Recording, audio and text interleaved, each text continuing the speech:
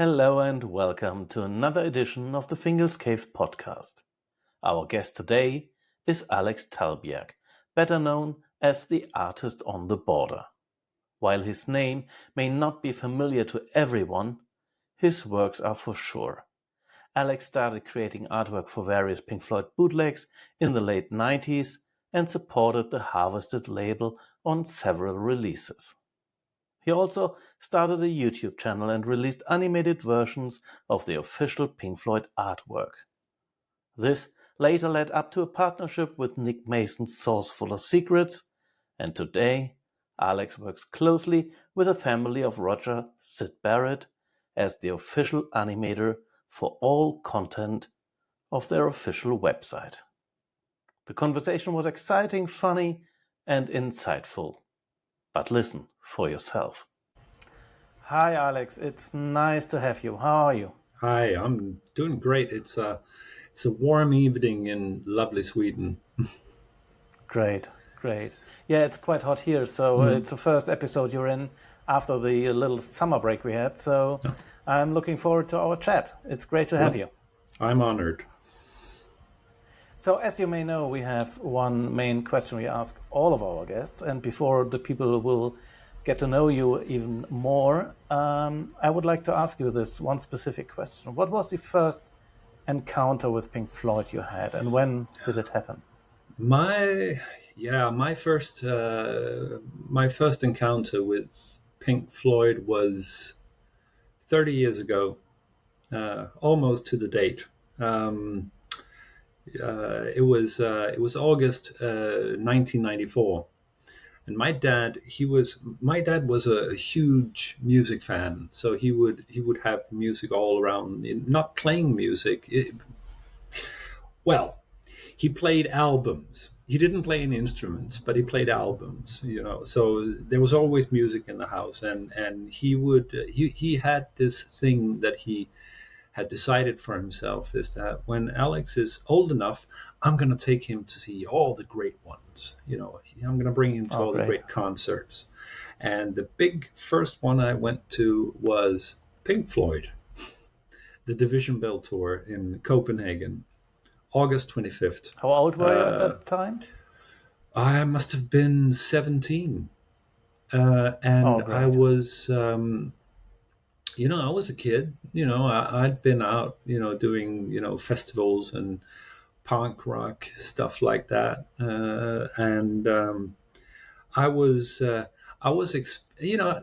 for some strange reason, probably, I was absolutely expecting that this concert would have a mosh pit. It did not. It had a very high age average of people standing around smoking weed and pot. And I remember coming into the stadium. I remember looking at the stage and thinking, what is this? This is really weird. This semicircle thing. This can't be any good.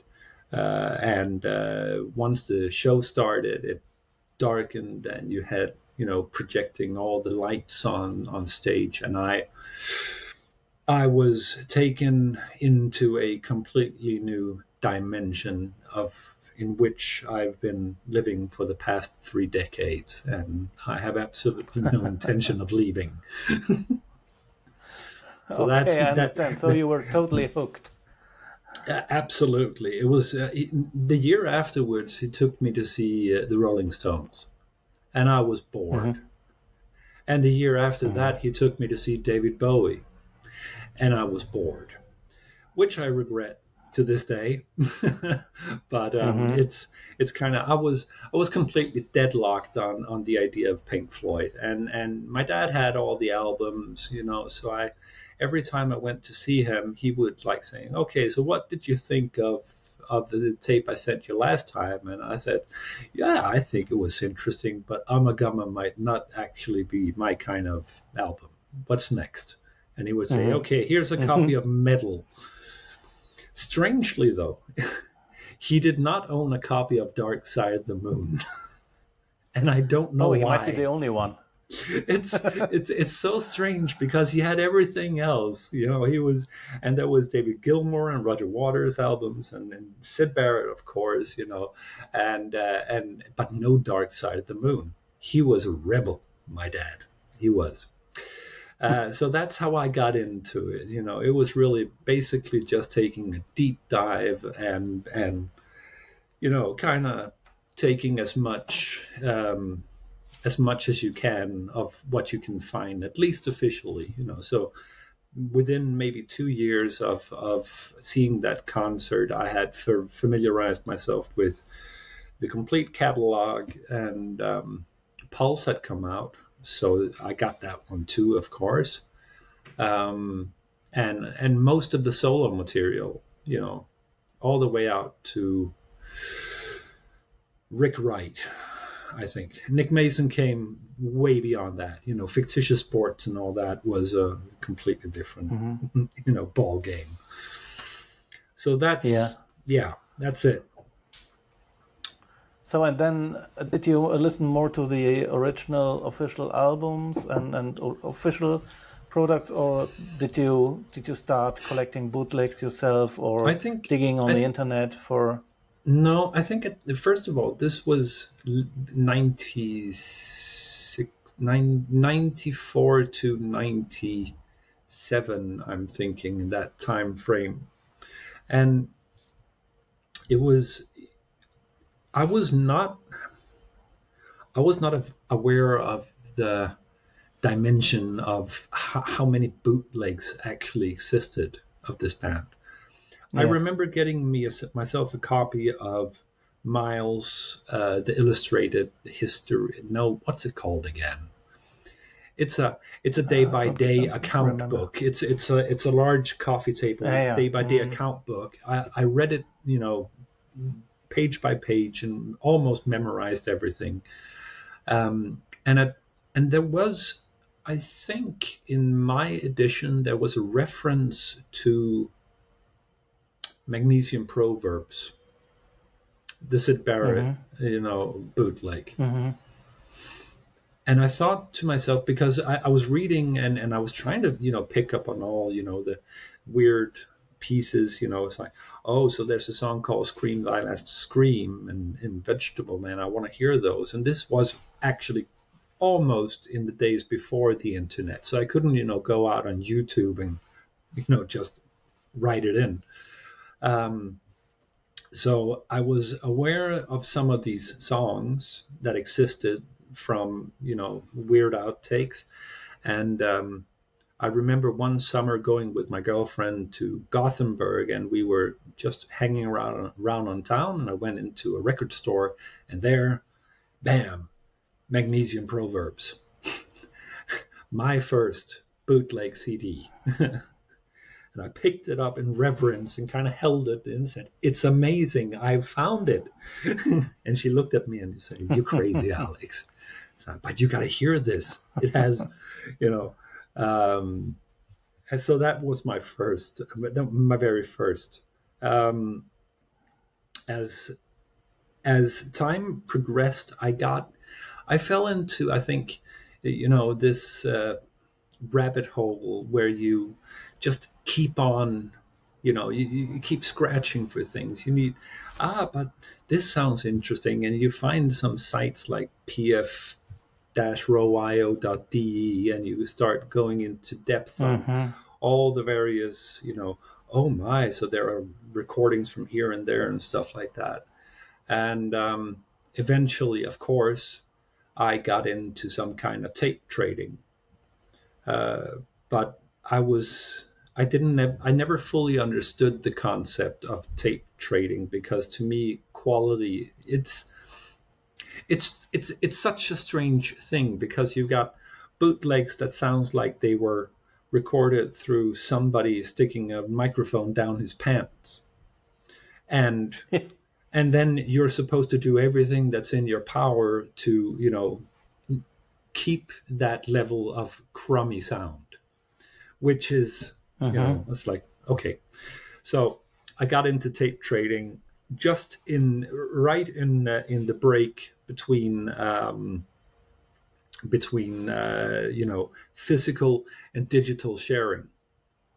There were starting to pop up sites of MP3s around where you could download some stuff from, and I did that, and eventually I think I read, let me see if I got this right. I've been thinking about it yesterday.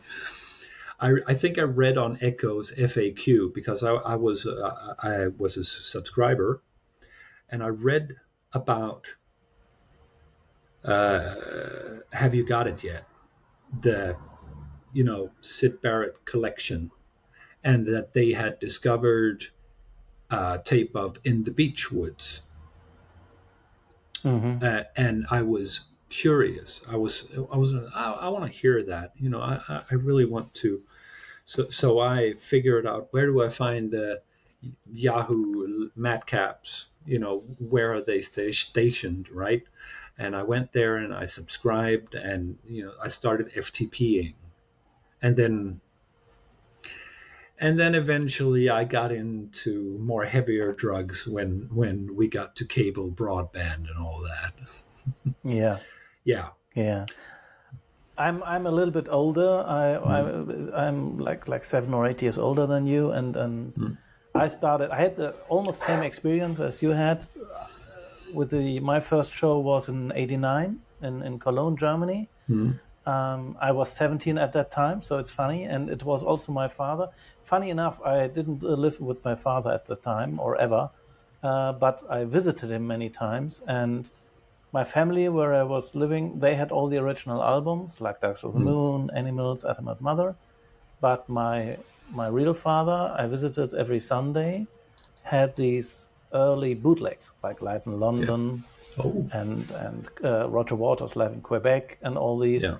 And it was a whole new world. And he got me into buying all these bootlegs on the flea market. And I was a little bit too early for the first digital round, so to speak, in internet. So be happy that you did not have to invest all that money into crappy bootleg CDs.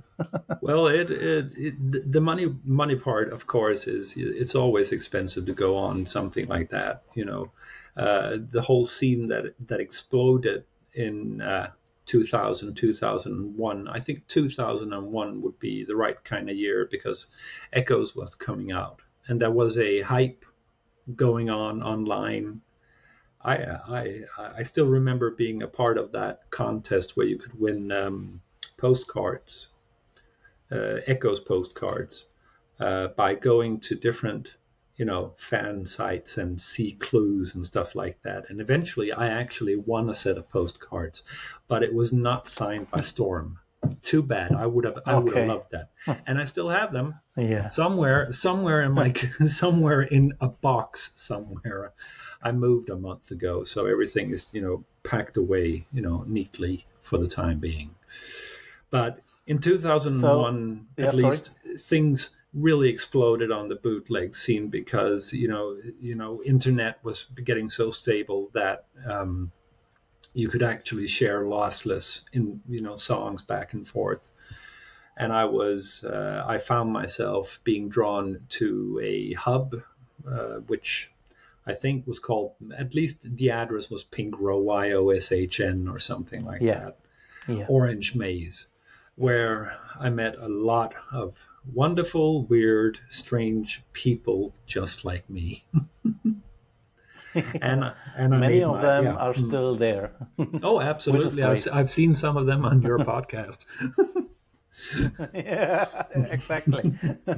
So you got even at that time you got even more involved in the bootlegs. You participated in creating the bootlegs by doing some artworks, as I understand. Yes, that's right. So you provided some graphic outputs, and I printed some just to show everyone because even they don't know you by name, or they might not know your artist name, which we come to later. In a second. For sure, they know your work, which is, for example, this wonderful DVD cover Kowloon. We all know.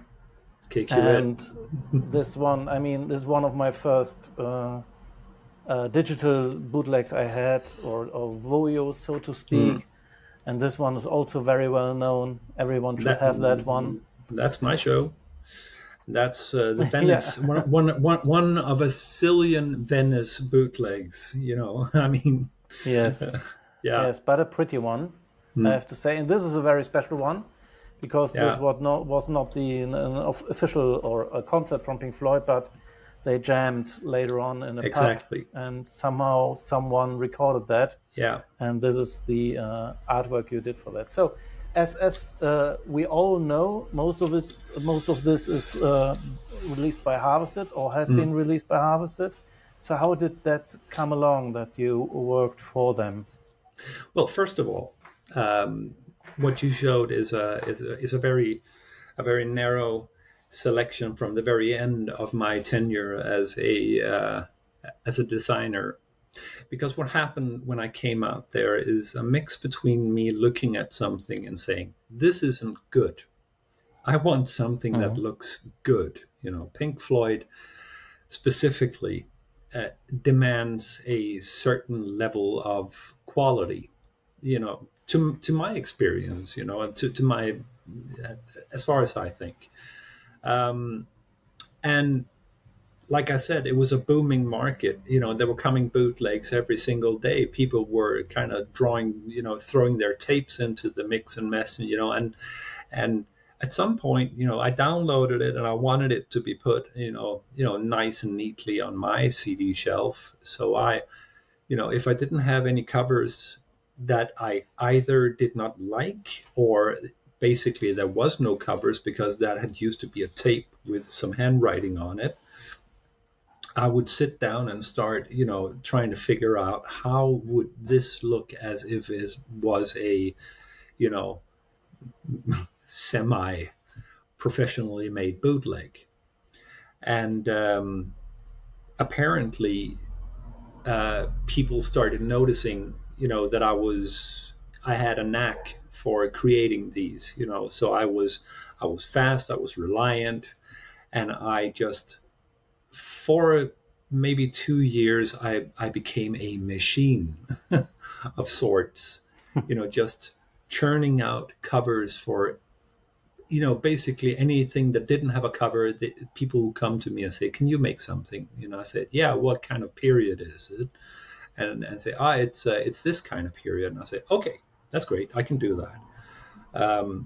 It also, which I think I learned a lot from, also included a fair share of learning to forge,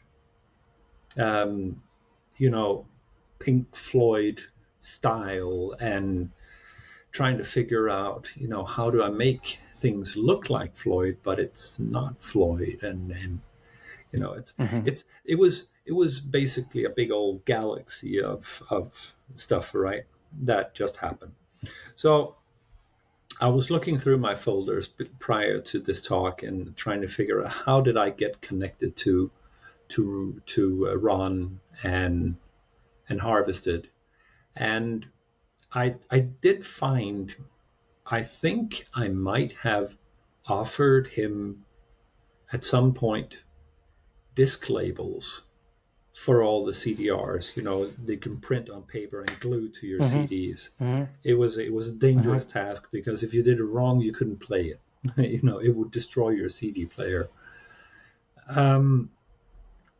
And I know for a fact that at some point I was contacted by him, and he said, I got this project. It's kind of a strange project, so don't talk about it officially.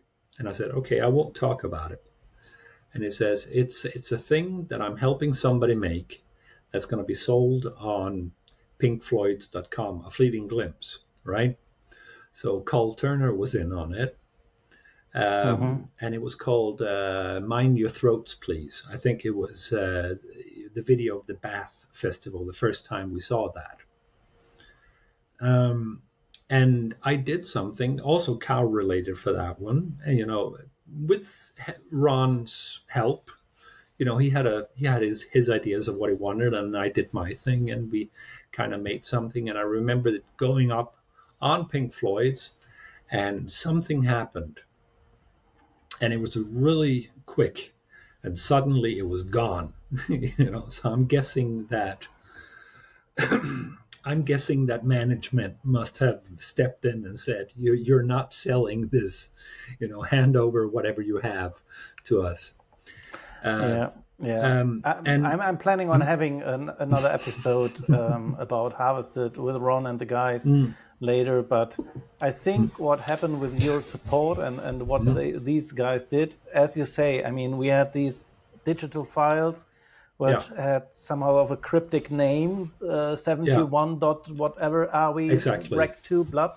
Nobody cared. But then you had a product in the end, Harvested, with your cover and their cover artworks. Absolutely. They were, as you say, semi-official. Somebody could use this as an official release because they were so good. And when I made KQ Ed, Calhoun, Venezia, and Divided We Fall, those are the 4 DVDs I helped design. That was at the very tail end of, my first graphic, stint with Pink Floyd-ish. And Ron is he's an animator and designer, and he has a very strong sense of what he wants. And you can see that from the products that he makes. Is that, and so he had a very strict ideas, and, and you have me who, I want to try my things, I have my visuals in my head, and we kind of figured out a way of making that work, but it wasn't easy, because he is quite strong-minded, and as was I. And I think, it's that kind of, it's at that point. At that point, I think it was kind of like, okay, so I worked for a couple of Harvested releases. It was fun. My standard partner is called Steve Bennett. I think he went by the name of Arnold Lane.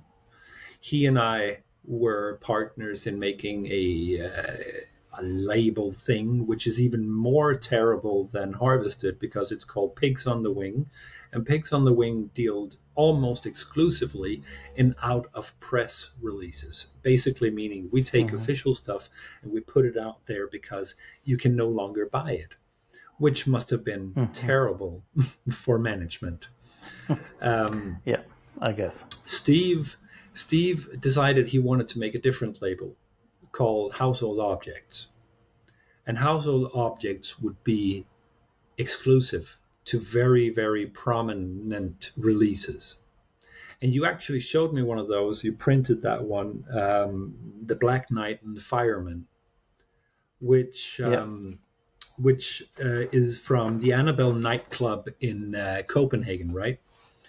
So the band, this is, I think, Barry Knight, the tour security guard. Even to this day, I met him in Oslo, celebrated his birthday, and Dave Gilmore and Rick Wright and Nick Mason and a couple of the choir girls and Guy Pratt went off to this nightclub in Copenhagen, and they jammed rhythm and blues, right? And there are 2 recordings in the Pink Floyd universe of Pink Floyd playing, blues off the cuff, right, as the Fishermen, as they called themselves. One is from New York and one is from Copenhagen. The one from New York sounds absolutely horrible. You can't listen to it even if you want to try to. And I found this tape on eBay, and I bought it for $70, I think. And it was a completely different experience. And I sent it back to the United States. Yeah, by the way, it was recorded by somebody from the Danish branch of EMI.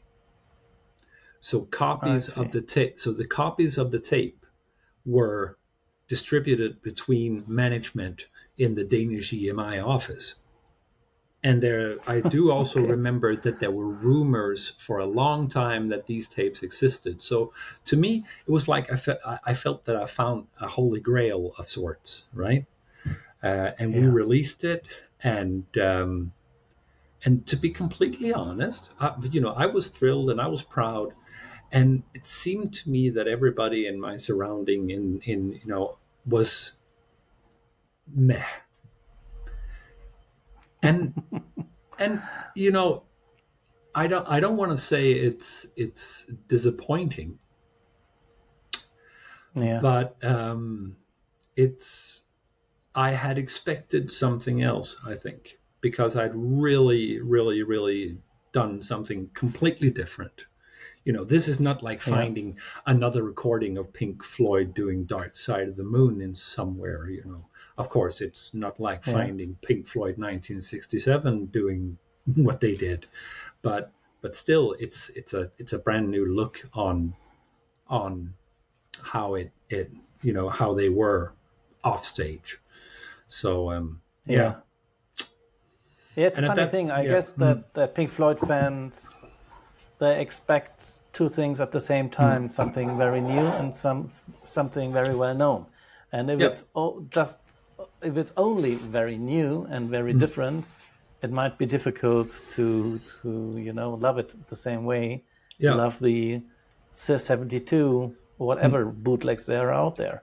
But So as the further you go into the Pink Floyd live experience, the more everything seems to sound the same night after night after night after night after yeah, night. I was never it's about the into nuances. I was actually never into the whole concept of, trying to strike a perfect tour collection or something like that, because, that Hmm. doesn't really interest me. I like good shows that sound good. Zurich Hmm. 1972 sounds amazing, but Yeah, I was it's always unbelievable. into Yeah. I was always into the weird parts. Moonhead, Keep Smiling Hmm. People, One in a Million. Oh God, I love that song. Yeah. It's Yeah. really, all those weird, one-off things, the outtakes, the crazy stuff, all that. That's the things I go for. Those are the things that Yeah. you know get me interested. Yeah, I totally get you Yeah. on that. Mm. I would love to talk with you a little bit more about the graphic solutions, the Yeah. cover artworks of Pink Mm. Floyd itself. I mean, Pink Floyd from the very beginnings were very creative, and they had the best, of course, with Yeah. all these graphic designers working for them. I remember the Wish You Were Here album being black, shrink wrapped only, Yeah. and EMI must have gone mad about it. And from you work in graphics, you're a graphic artist. Yeah. What do you think, or would you agree that the success from Pink Floyd and the whole Pink Floyd universe that creates so much interest is also due to the creative work, not only with the music itself, but also with the artworks and what they created around the releases of the albums they did? When I look in my historical binoculars throughout the mist of time backwards, which I do a lot, I see that, what happened in 65 to 67 specifically, and maybe 68, with the forming of Pink Floyd and seeing all these talents coming together, and then having, you know, people like Storm Thorgerson and Aubrey Pope Powell, in their vicinity, in with very special minds. You have to everybody has to bear in mind that Storm, as far as I've read, had a very special mind of how he thought things up, and Sid had a very special mind. And it was a special time with people who, you know, had special minds, eating special fungi and licking stamps and all that, in a very unique time period. Um, And what I see that hypnosis, with the help of Pink Floyd, because Pink Floyd was the great, the big whale for hypnosis because of, the connection between, Storm and the band from Cambridge, was that whole idea of the 12-inch square art piece that you could buy, you could listen to, you could watch.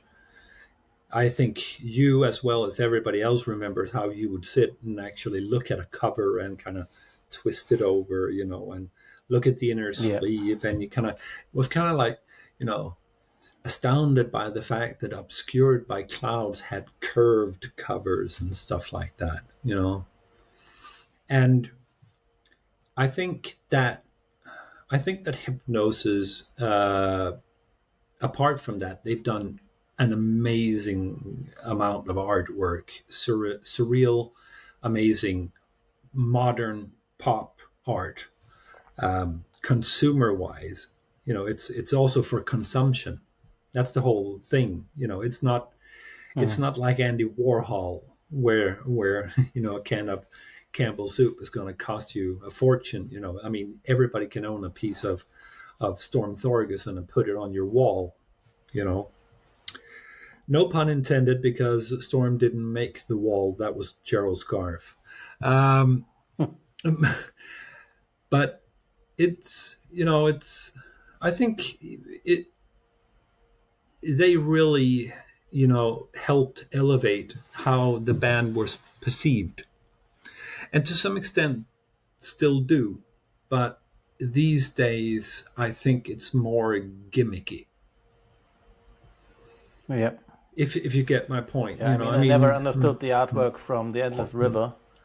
That has nothing in there, to me at least. And I still don't get why they didn't get anyone from Hypnosis to actually do the front cover. But, no idea. Hey, that's it. Yeah. But it's also the way, way life, moves, right? Because you go from these massive LPs down to CDs, and what happens with CDs is that you get booklets, right? And you get booklets. So if you get your Division Bell copy and you look at it, you'll find a lot of material in that which is also amazingly designed. Broken China, wonderful design in Broken China. Yeah. Pulse, absolutely, and even with the blinking light, it's groundbreaking. These days, we are on the brink of losing all that, because now we perceive an album cover as a 2x2-inch thumbnail on your phone combined with something else. And I wrote something which is absolutely horrifying, which makes me almost sad, is that these days you can basically go to a website and you can write the title of the album and the artist of the album, and some kind of thingamajig will create this thing for you. So you get some kind of, and it's good. It looks great. I tried it once or twice or 200 times. I don't know. I dabbled about with it, but it's you can actually, all those bootleg things that I would be sitting, 20 years, 24 years ago, trying to figure out how do I do that and cut things out and work in Photoshop and all that. Now you go to a web page and you just write Pink Floyd bootleg called this, and it just, burps something out, and that's just going to be great. Am I threatened? Mm-hmm. Not exactly, but it's. I do hope. I have to quote. Yeah, sorry. Yeah, I do hope we see a change in that. I do hope we see people finding their way back to the art of the album cover. Yeah. It's what I wanted to say is that I have to quote Alan Parsons again on the on one of his first albums, where he said the line, music without the idea is simply music. And I think it's the same for the graphic. It's just there is a result, but if there is no vision and no idea behind it, absolutely, it's just flat. And I think that to some extent that is something that we'll be touching about that with my infatuation with Sid Barrett, but we're gonna get into that any minute soon now, I think. Yeah.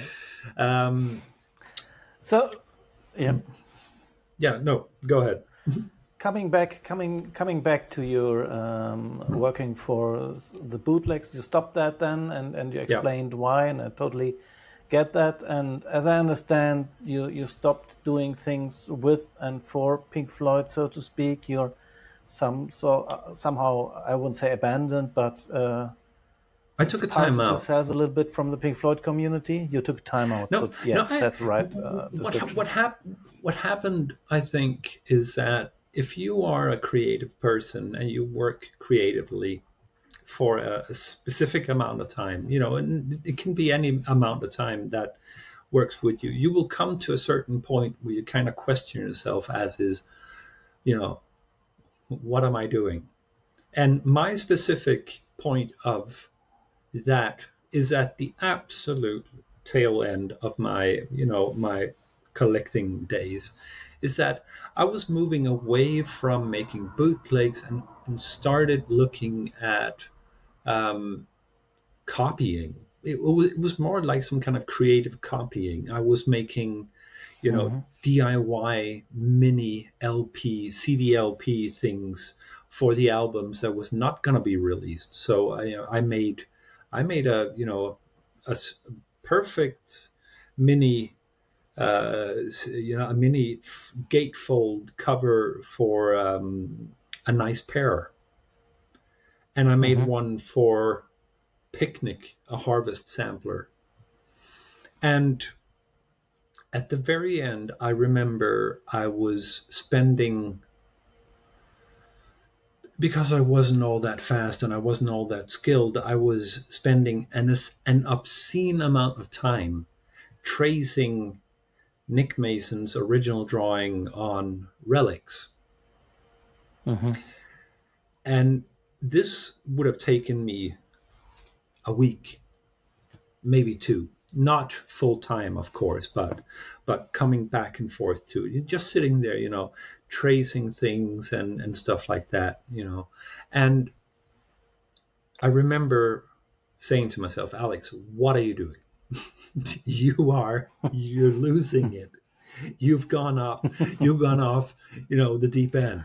Nobody's, and it was kind of like, one point where I just said to myself, you know what, I'm going to break here. I'm just going to take a break from it and go do something else. So what happened was that a couple of years later, when I was rummaging about all my files, I found this relics thing, and I think animated GIFs or GIFs or whatever they call them was a thing. I remember seeing a video on YouTube called Battle of the Album Covers, which is a 2-minute long animation that basically smushes a lot of different album covers from various genres, into one coherent animation of album covers fighting each other. And I was amused, and I thought, hey, I want to try that. So what I did was that I made a very short and very crummy animation of Atom Heart Mother, where the cow chews, like that, and at some point it lifts its tail, and it poops, and that was it, And I thought, that's cool. Can I make another one? And I started, making various of these. I made one for more. I can't even remember. I made a few of those. A couple of Sid Barrett ones as well. And at some point, I said to myself, you know, that relics thingy that I did all those years ago, I could make something really cool with that if I just, moved things about on it. Um, and I did, and I made, it's a 2-minute animation of this ship flying around, and you get a very nice close up of the different areas of it, you know. Um, and I think at that point I kind of said, oh yeah, so I'm going into animation instead. That's my Mm-hmm. that's my point. But then again, it takes time, and I think to any artist, at least to me, some kind of response is always, something that you look for when you release something. And I released this stuff on YouTube in maybe 2010, I think, and nothing happened. There was a couple of people who watched, and somebody commented and said, "Cool," and I was like, "Oh." And then you go on Facebook and somebody, yeah, you know the drill. Somebody gets thirty Yeah. thousand likes for doing, half the job I did, and grumpy old man. Yeah, I mean, we know it from the podcast. Yeah. It's funny to see that we have very nice episodes we like very much with fantastic guests, and they have good numbers and everything is quite okay. Yeah. And then we have this one episode, and it just goes through the roof, and we have just like 100 times more views on that. And it's and what I don't really understand, to be totally honest, is I personally, if I would like, I would also check on B and C and so on. But I think there's so much out there and so many interesting things and so less time for everyone that it's just not easy to find. I mean, I am Yeah. a Pink Floyd fan for like 40 years or something, and Yeah. I never saw it before you showed it to me. And I love it very much, but it's not that I didn't see it because I didn't like it or whatever. But it never happened to me that I was looking for it. And if you're not No, looking of course for it not. on YouTube, Nobody in their right it's mind is going to think. deep under the surface. Nobody in their right mind, apart from me, is going to think, I wonder what Relics looks like if it had been animated. It's But it looks great. I mean, Yeah, we will put all the links to the videos on the Absolutely. so it's lovely. Yeah. So was that the time when your name Artist on the Border came along? Was that? Well, not back then. Back then, I just went by, a random, pseudonym that people connected me to. MMXP, if anybody, care to remember that guy. What happened was that I had abandoned all hope concerning, being, this kind of crazy Pink Floyd fan. I'd reverted myself to being just a normal working guy, married, kids, doing all that stuff, and not giving all that much, time thinking, I should do more Pink Floyd. And time passes pretty quick when you're working and being a parent, right? And one day I get an email saying, "Congratulations, you've been shared." And I said, "What?" I think it was from a YouTuber, right? And I looked at it and said, "What do you mean?" And I go into my YouTube channel, which has lied completely dormant for the past 8 years. And I see that my Relics video has jumped from maybe, 1,500 cumulative views to almost 30,000 in 2 hours. And I thought to myself, what is going on? And it's, as it is, Pink Floyd's official team had picked up on the video and, showed it to Nick Mason, and then, basically put it on their, social media feeds. And I was absolutely thrilled, and I remember the caption said something that, the original artist who drew the cover has seen it and he really liked it. And I was like, Oh, whoa, great. Nick Mason has seen my things, And I remember doing cartwheels all the way home to my wife going, you can never guess what happened. Um, a couple of months after that, I was contacted, and this is also complete hapstance. It just happens, right? A guy called Göran Nyström, who is a leader of a band called Men on the Border, who does early Pink Floyd and Sid Barrett, contacts me and says, I found your channel, I like your stuff, can we use these as backdrops for our Pink Floyd, Sid Barrett, tribute concerts? And I said, yes, you can do that, but you cannot use some of the stuff, because, and that's the whole connecting point, I'm getting there. Sorry. I had, after being shared by Pink Floyd official, I saw Nick Mason perform with Saucer Full of Secrets in Copenhagen. There was absolutely no chance of me standing up with a sign saying I'm the one guy who made the Relics animation. So what I did was that I thought to myself, you know what? It would be really cool if he kind of, took this animation and the Saucer Full of Secrets animation that I made and used them as show backdrops. It would look really great behind them. And I really, and I thought about it, and I said, it's a great idea, Alex, but it's going to be a cold day in hell before you get through to Pink Floyd management. Not a chance. But as it seems, I found Guy Pratt's email address online somewhere, in the depth of all pages. And I sent him an email and said, I'm an animator from Sweden.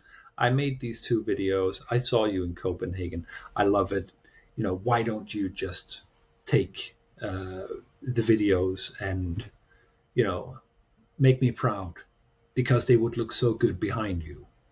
And I thought, it's worth a shot. It's absolutely worth a shot. And I thought, nothing's ever going to come of this. He's just it's gonna go into his random fanboy junk folder, and everything's gonna just pan out. But he replied to me maybe half an hour later saying, your animations are great. I'm going to take it to the band, and I'm going to show it to the band, and I'll get back to you. And I think 2 days later, he came back with the email saying, I showed it to the band. We love them. Nick's seen it. He loves it. We want to use these for backdrops for our next tour. Fantastic. And I was thrilled. So, and then started, the process of getting in contact with the people who make the show, and then basically converting all the material to HD, give them the files and all that. And the result is that every time I see, snippets of footage from, Saucerful tours, I always stop to see, do you see a piece of me in there? It's thrilling. But I just went off on the Nick Mason story. I started working more collaboratively. I can't even say that word. In collaboration with Men on the Border, which allowed me a lot of freedom to create things within a completely new universe of visual styles and stuff like that. I've always been a fan of psychedelia, and we wanted to create, some kind of mild psychedelic experience. It's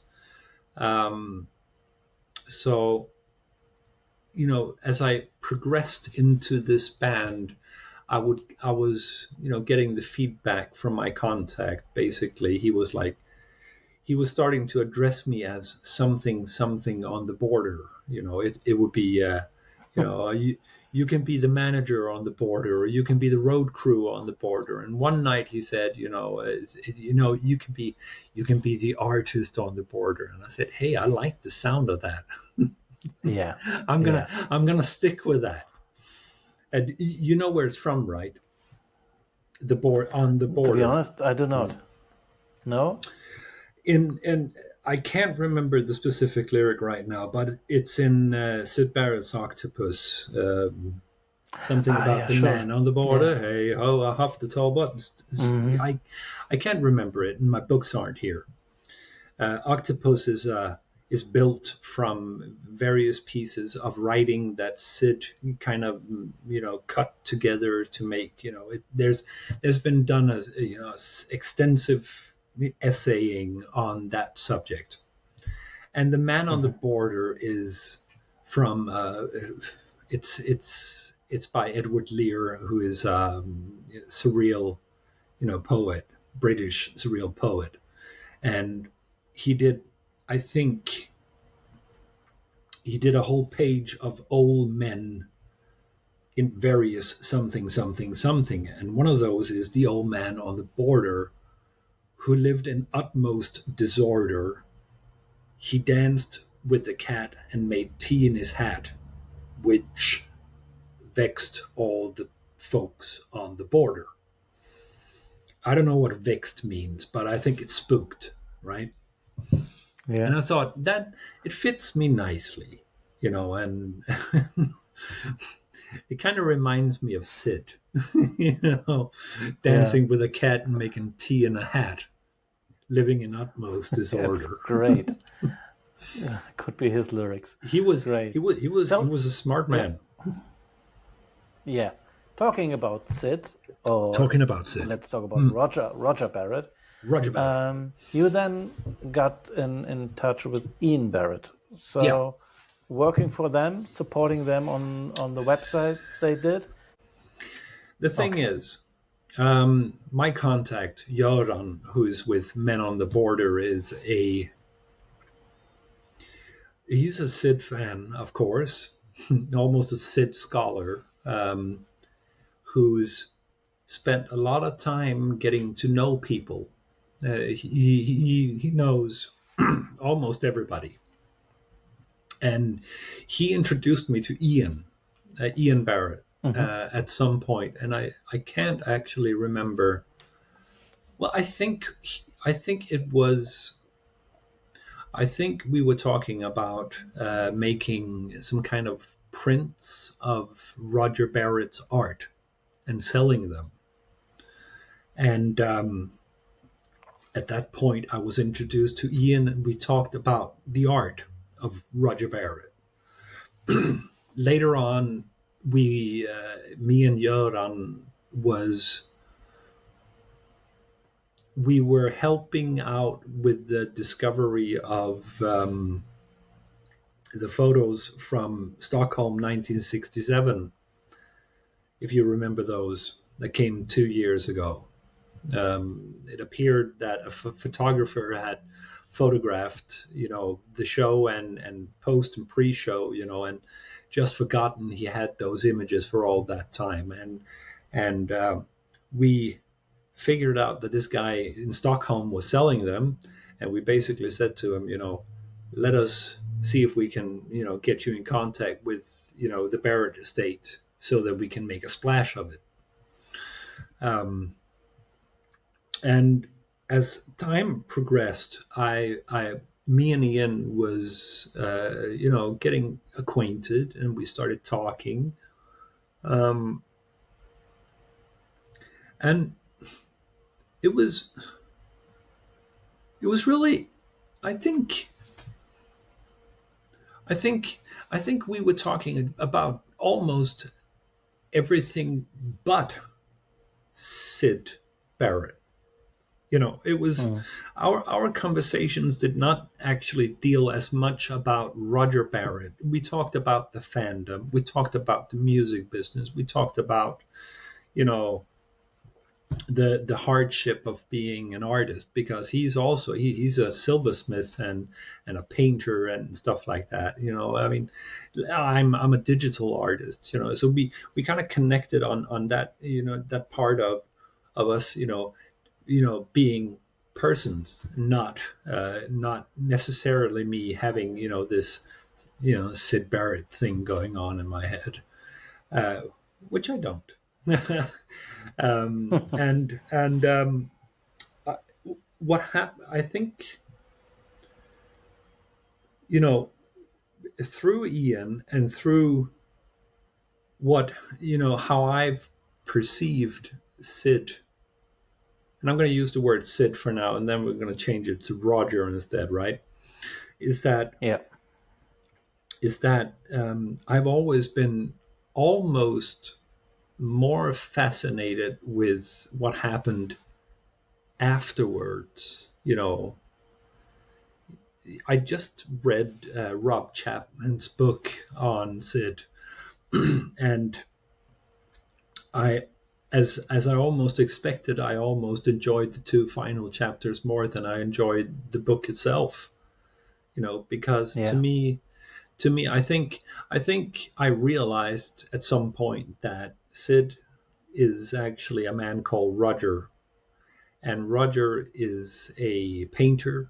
He's an artist who worked as, he started as a painter, and he was as far as I can see, he was a great painter. He was very creative and had a strong sense of where he was going.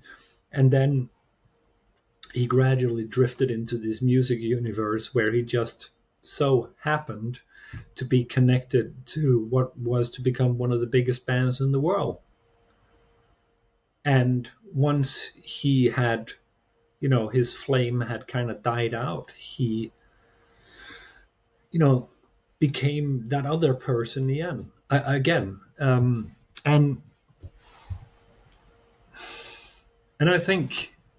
I think to some extent that, realizing this kind of sets a level of, it sets the level, right? I was making Sid Barrett stuff before getting in contact with Ian. I was making animations that involved Sid's artwork and stuff like that. So I was basically, preparing for the whole Sid Barrett project that I'm working on. But I think the whole point is that me not recognizing Sid Barrett as Sid Barrett, the product, kind of changed the way that things went. Because if I'd just been a fanboy, doing images of Sid playing a guitar, it would have failed miserably. Yeah, so, I mean, for me, and also for Ian Preston, who is my co-host here, he did a wonderful interview with Rosemary, and after that interview, a lot of things changed for me in seeing Sid Barrett comparison to Roger Barrett. As you say, I mean, it's and the feedback we get on that episode is from it's a wonderful interview. Thank you very much. To you're all liars because he's a musician and nobody should say otherwise. It's a funny thing because it seems to be very difficult for many Pink Floyd or Sid Barrett fans just to accept that in the end the music he did was a very small part of his life, and once all that started to get annoying for him and difficult of the repetition of the whatever is he was forced to do due to the big music industry. He got bored, he got his problems, of course. But what happened, to Roger Barrett, as you say, is also to me much more interesting now, as it was before. It's if you look at Roger through the artist eyes, both through how he writes and constructs his lyrics. I'm not talking about singing and recording and playing guitar. I'm talking about how he wrote his lyrics. And then later on, looking at, or more specifically looking at how he all his paintings. Russell Beecher made a great book about the creative art, the physical artwork of Sid Barrett, or Roger Barrett, sorry. And I get the feeling that Roger was never content. He was never actually content with sticking in one spot and then saying, "Oh, this is it. This is what I'm going to do this." You know, it's always, slightly progressing throughout his throughout his career as an artist. All the way up until the end, which is also documented in the book. You can still see how he experiments with colors and shapes and designs. We know for a fact that he did a lot of DIY home improvements in his house. He created his own furniture and modified his whatever was around. He had a very creative mind that would bubble, and I think that is, for anybody who locks himself in on the idea that it's Sid Barrett from 1965 to early 1968. It's not. Even the people who were there say that Piper at the Gates of Dawn is not even close to what the Pink Floyd were like. It's a studio monster created to make them popular. It's yeah. I think people should spend more time looking at Roger Barrett as a human being, and it's a sad tale, of course, but at the same time, it does seem to me that eventually he was contempt at some point, at least. Yeah. So do you think that kind of understanding and dealing with Roger Barrett and the discussions you had with Ian about it, that helped you to get into the spot of being responsible for the website, or at least being the I don't know how to being the animator, being the official animator. Yes. Yeah. Okay. What happened was that I was contacted. Somebody, I think it was Göran, said, talk to Ian, and Ian said, you should talk to management. And I contacted management, and they said, yeah, we have a plan for something. We can use your assistance, but we'll get back to you. And nothing happened for 3 months. And I thought, what is going on? And I was talking to Ian, and it turned out that they had thoughts and ideas, but they did not actually know what they were going for with trying to establish what do you call it? Trying to keep the legacy alive. I think that's the whole point. Trying to keep people's memory of Sid alive, but also to tell the full story. Yeah. Not only Sid, but also Roger Barrett, the whole thing. Yeah. But the point is, they wanted a YouTube channel, and I talked to Ian and I said, all right, so there's a lot of videos out there there is a lot. It's not a lot, but there are videos of Sid Barrett out there. And he basically said, yeah, but we can't use them because they all contain Pink Floyd. And I said, oh, that's right. We can't use them. You can't put Jug Band Blues on the Sid Barrett channel because it's a Pink Floyd song, right?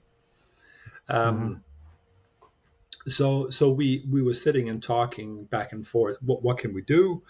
And I said, okay. So what I could do is that I could take some animations. I could make some animations in the vague style of my animated album covers that you've seen.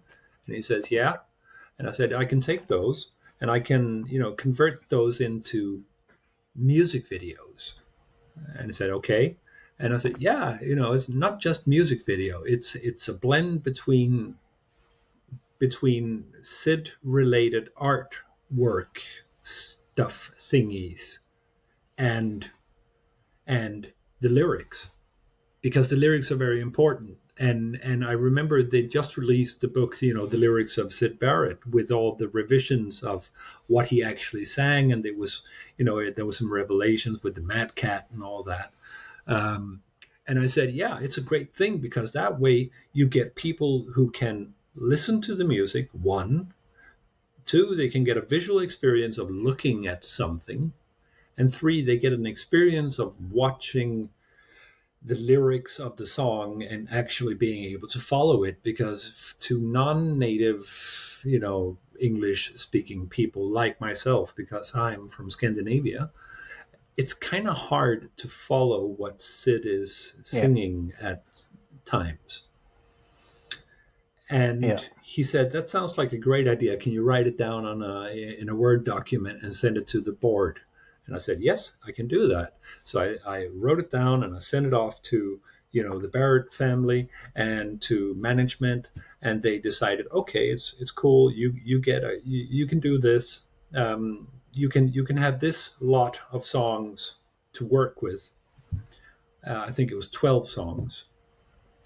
And from that point on, I was hired as the lead, animated graphics guy for the Sid Barrett YouTube social media presence. Yeah, and as I understand, you're not only using the lyrics and the given material, but also seek for more personal stuff around Roger Barrett. Could you tell us a little bit about it? The first animations I made was very crude. Terrapin is basically just a faux 3D copy of the room at Weatherby Mansions that you kind of move around, to get some kind of weird sense of being in the room, looking at it. As I started to move along, I sat down and I did some kind of a research project for myself, taking all out the material I had and looking at it and going, what can I do with this material? And I looked in the Barrett art book, and I saw all these letters that he'd been sending to Libby and Jenny Spires. And I thought to myself, he did have he had Love Song. And Love Song is very straightforward. It's not, convoluted or strangely composed with weird, phrasing and all that. He was, it was almost as if I could see the letter in front of me where he'd written that love song. And I thought to myself, that's a great idea. Let me do that. Take those letters and just move the hand-drawn, figures that he made, and kind of make a, thing of it. And that way I realized that, okay,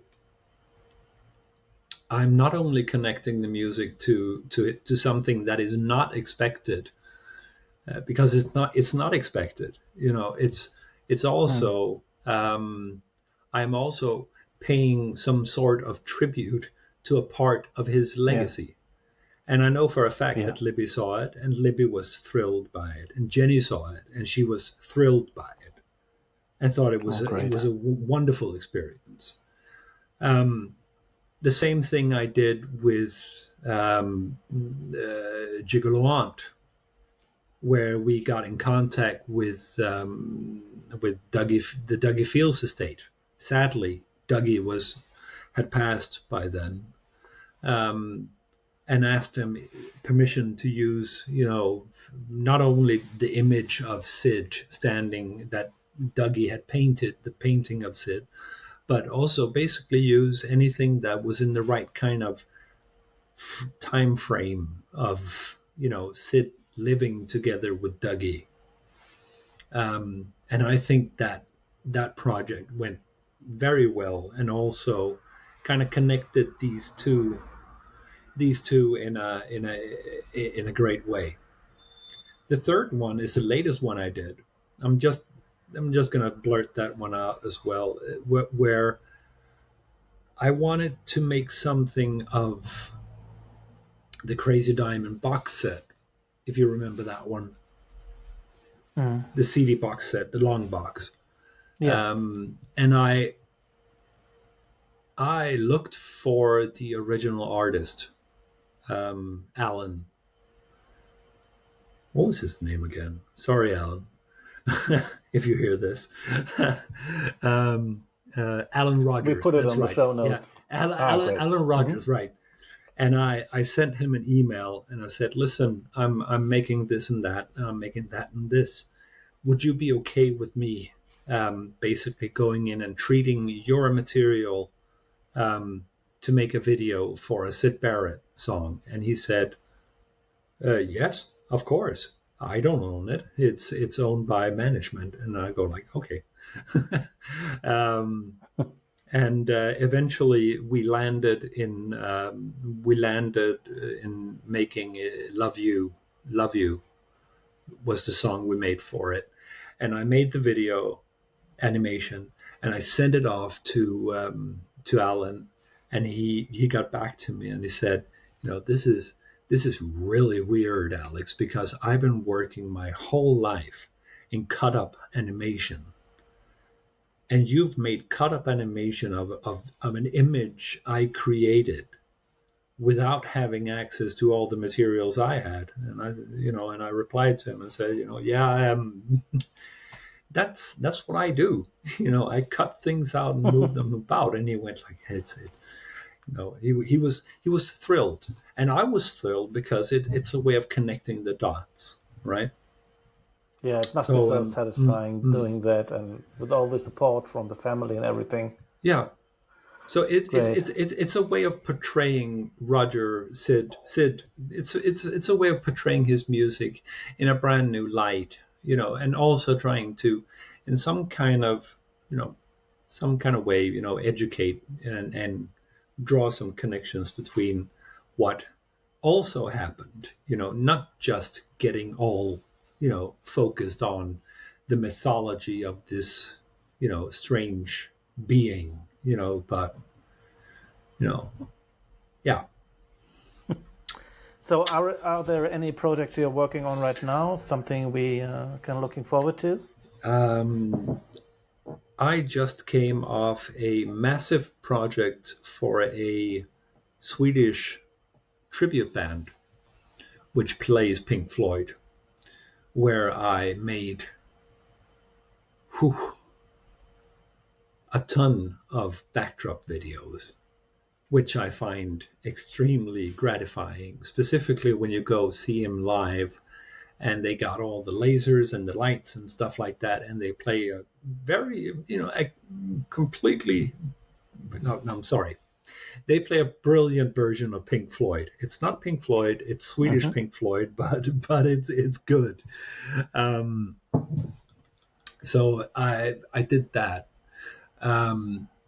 It's always hard for me to get my creative, mind worked up on what I want to do next with Sid Barrett. Sometimes I just need to sit and wait until it strikes me in the head. And actually, I am pretty rapidly moving into Baby Lemonade. And I've been working on that for the past couple of days, and it's gonna be a mix between. It's gonna be a lot of cut up again, but it's gonna be slightly more in the veins with a hint of Monty Python and And also, there's going to be a lot of fart and joy in it, if you remember the Fart and Joy book. Yes. That is one of the things that I've been really looking forward to working with. So that is going to be a prominent part of Baby Lemonade. And most of the time I just sit down and listen to the song and I listen to the lyrics, and if it makes sense, it makes sense. And Baby Lemonade does not make sense. So it's going to be perfect for a surreal animated experience. So my hopes is that we're going to see that one in a month or two, I think. Okay, so we're gonna have to recheck and reload the website. We're every going to be single day the next few weeks. We will mention it, and of course we're still working on trying to convert at least the Opal album into information-based, bite-sized pieces that you can watch on the channel. And we do have plans. I mean, we do talk plans, and there is a future, and we are thinking ahead. But let's see where it ends up. As long as great. people we are really looking forward to that. As long as people are willing to open their minds and be a bit, accepting towards on the border. Yeah. Put yourself on the border for a second. Yes, exactly. Alex, it was so great talking to you. Thank you very much for your time. It was really interesting. And thank you all for listening and watching this episode. And please do not forget to subscribe to the Fingal's Cave podcast, not to miss any episode. Alex, it was a great chat. Thank you very much. Thank you. Sid Barrett official, right? Bye. Great. Go. Bye-bye.